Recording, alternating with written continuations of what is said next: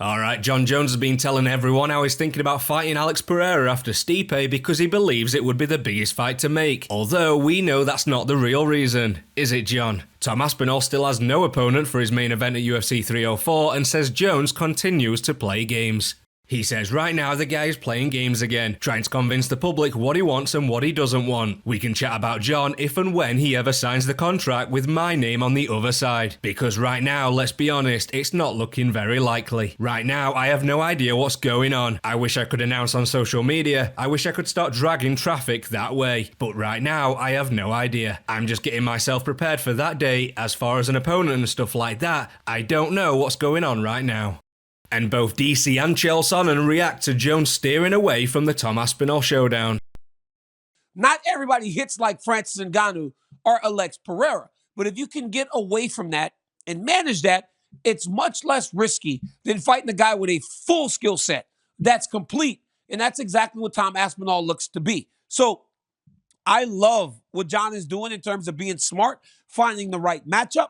I don't know that it'll fly. I mean, if John really wanted that fight with Pereira, I think, if he truly wanted it, John could get it. He's just going to have to do everything that he's done in reverse. He's going to have to tell Dana White, I'm going back to 205, and he's going to walk away from the heavyweight crown. I don't predict for you that happens. I'm just sharing for you. If there was something personal those guys really wanted to figure out, that would be the issue. Dana doesn't love to combine weight classes, and for the right match, we know there's exceptions where he will do it, but Pereira is just not in that spot yet at 205 pounds because he does have guys like Uncle Liev that are sitting there waiting for him.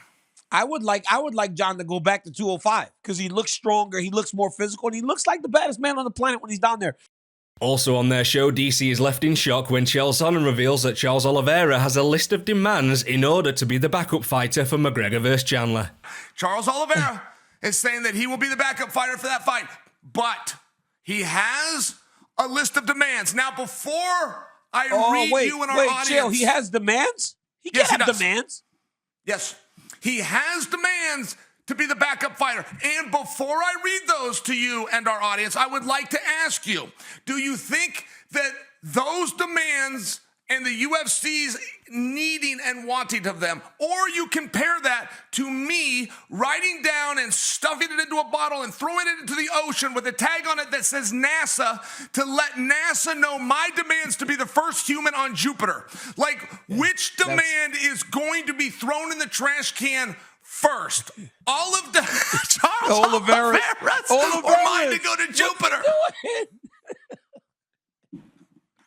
And it would be a little different, Daniel, because you know I'm teasing and I don't really think that I'm going to Jupiter. He really put out a list of demands. He's not joking about this. I will fight on that date if... You can't give demands. You cannot give demands. You have said, you know why, Jill? You know why you can't give demands? Because you have said you would rather fight McGregor than even fight for the world title. But now that you lost to Arman Saruki. That's right. You've lost to Arman. Now you don't get to fight for the world title. So now you're essentially in a position where the biggest thing you can get is to fight Conor McGregor. And now you're saying, but I have to have these things to happen? No, Charles, tell them I'll be there. I'll make the weight. And please, Michael Chandler, get hurt. That's it. Chandler's not pulling out of that fight. It doesn't matter if he has illness or injury.